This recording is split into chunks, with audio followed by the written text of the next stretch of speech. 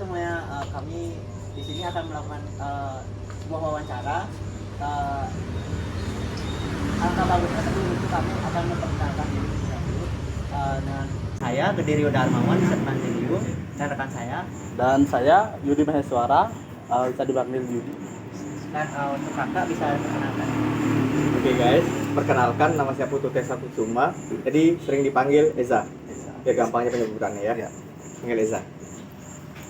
Mungkin sebelum mulai wawancaranya, Kak Eza bisa memberi gambaran biar yang menonton tahu usaha apa yang kakak jalankan. Jadi kurang lebih menceritakan tentang usaha saya. Ya.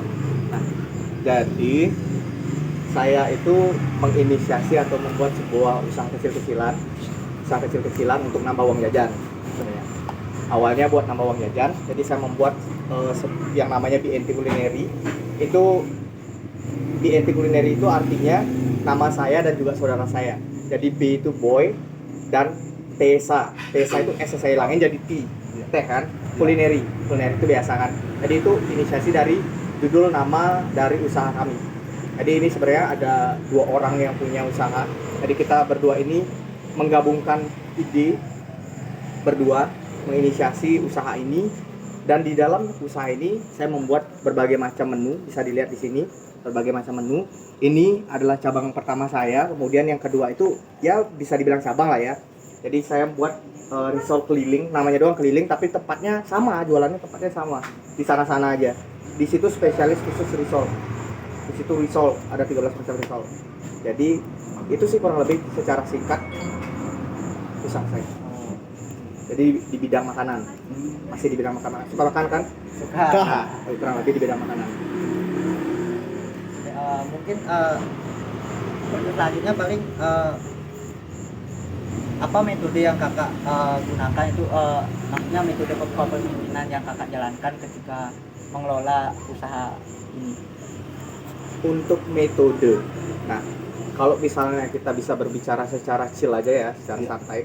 Nah di sini tuh saya tidak menggunakan metode yang spesifik khusus gitu, nggak punya. Cuman ada satu hal yang saya tanamkan di sini. Ketika saya mempunyai biasanya karyawan, saya menggunakan karyawan, tapi saya tidak sebut karyawan. Saya bilangnya itu partnership. Karena partner itu saya bilang partner karena dia yang membantu saya. Jadi saya tetap membuat produk ini, nanti dibantu. Misalkan sempolnya, risolnya itu dari tangan saya sendiri, nanti dibantu goreng oleh partner saya. Kan kayak gitu. Ya. Jadi di situ kita sistemnya seperti itu. Jadi untuk metode kepemimpinan, nah karena kita mungkin zamannya sudah mulai kekinian ya. Zaman sekarang itu sama seperti risol keliling kekinian saya, namanya kekinian gitu ya. Jadi saya menggunakan sistem itu santai aja. Mungkin untuk partner-partner saya sebelumnya itu pasti udah bakal tahu kalau misalkan ada sebuah permasalahan pasti saya utarakan secara langsung. Kemudian pasti saya minta dia juga untuk bertanya kepada si partner tersebut apakah terdapat permasalahan atau terdapat pertanyaan-pertanyaan, misalkan dia kurang memahami hal yang ada di dalam usaha tersebut, kurang lebih seperti itu. Jadi transparansinya, jadi metodenya di sini paling penting ada transparansi. Jadi paling enak tuh biar kita bicaranya lewat hati ke hati. Ya, lewat hati ke hati ya. Jadi biar lebih transparan aja. Jadi saya tahu apa yang dipikirkan oleh partner saya. Jadi partner saya juga tahu apa yang saya mau. Kurang lebih seperti itu. Jadi transparansi. Biasanya kan pasti ada tembok tuh. Kalau udah bahasanya karyawan dan bos misalnya kayak gitu ya, contoh bahasa kasarnya, pasti ada temboknya tuh. Jadi saya nggak mau ada itu.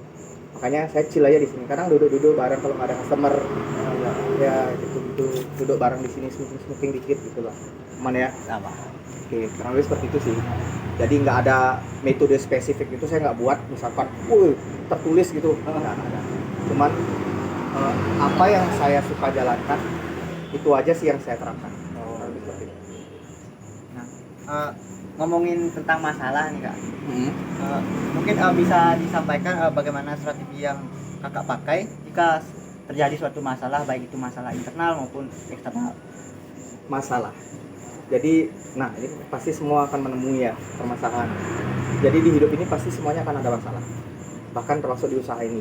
Jadi tentu dari awal usaha ini terbentuk itu sudah ada sebuah permasalahan.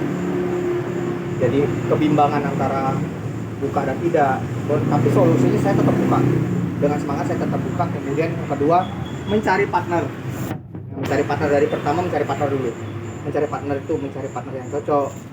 Yang kalau misalnya bahasa sekarang itu ya sefrekuensi. Sefrekuensi yang dia bisa memahami isi hati saya.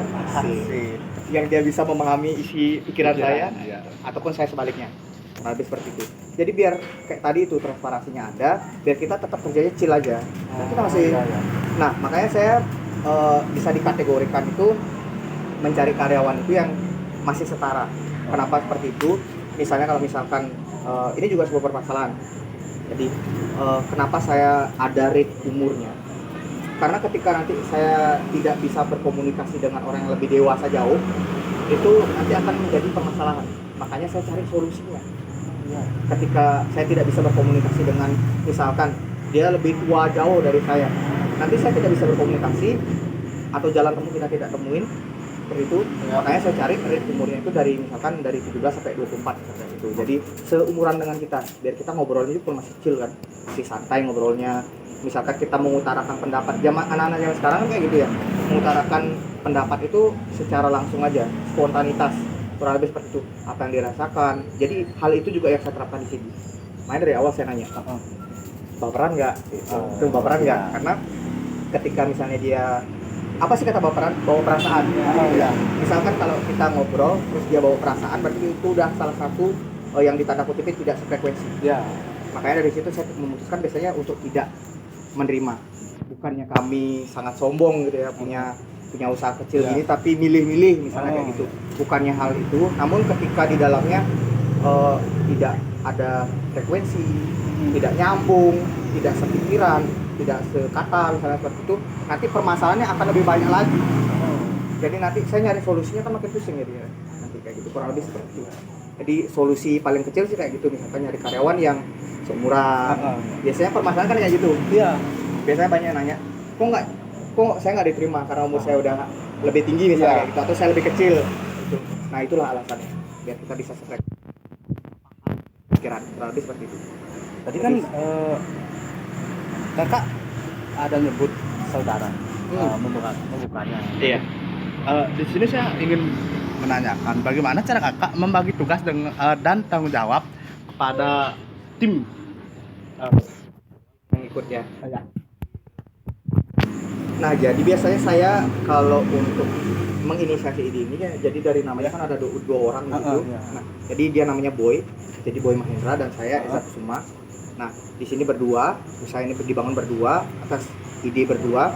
Kemudian nanti akan dibantu oleh partner, itu biasanya cari dua. Jadi di sini saya ambil dua untuk pagi dan biasanya sore. Saya cari dua, biasanya berarti 4 orang kan. Untuk menyatukan pikiran 4 orang ini, memang kalau dilihat saya agak susah, tapi itu nanti menyesuaikan kondisinya.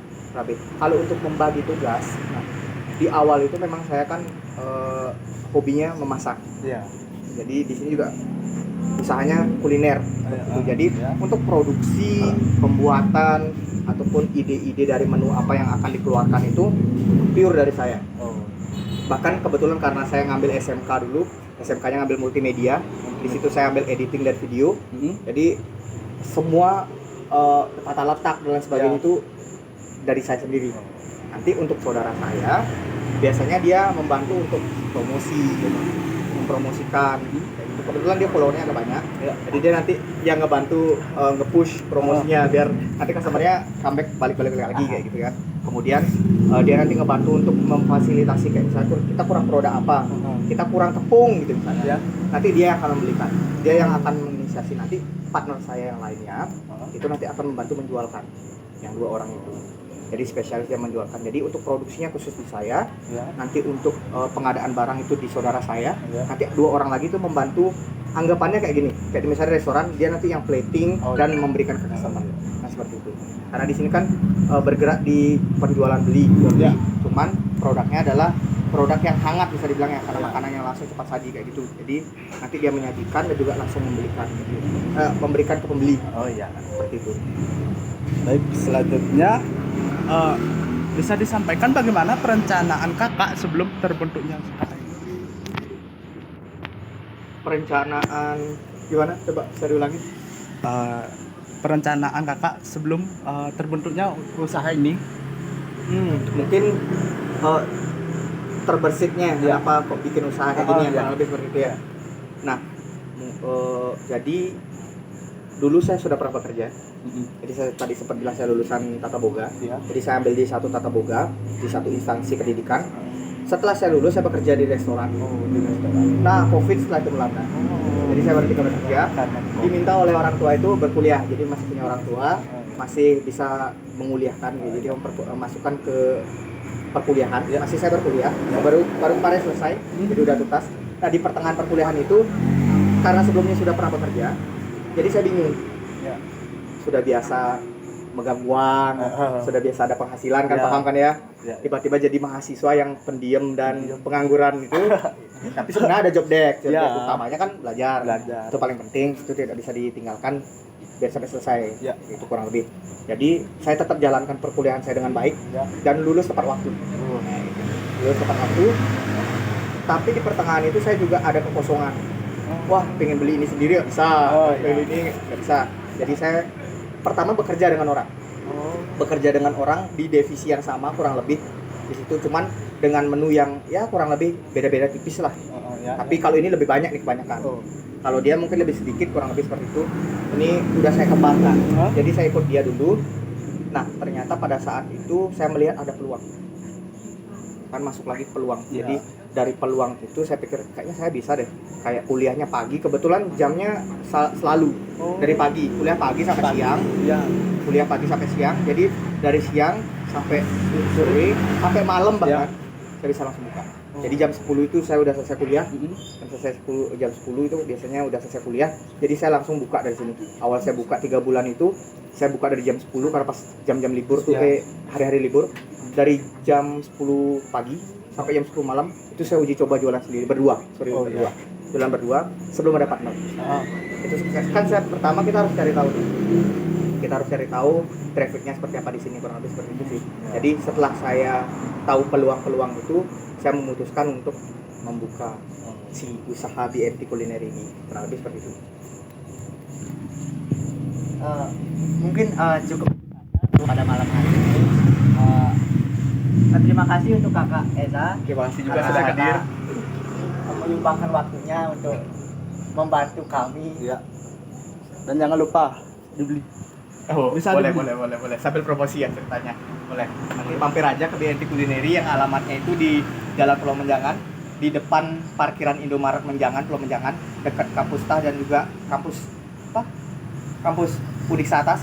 Nah, kurang lebih dekat lah ya. Jadi mungkin kalian yang mau ke Udiksa boleh lewat mampir kan. Mampir banget di BNT Kulineri dengan kontainer warna kuning. Kalau misalnya lewat ke Kerobokan, nah di situ kita juga ready risol keliling, ada 13 varian risol. Jadi itu buatan saya sendiri. Jangan lupa datang, mampir, nanti cobain ya. Semangat buat tugas ya.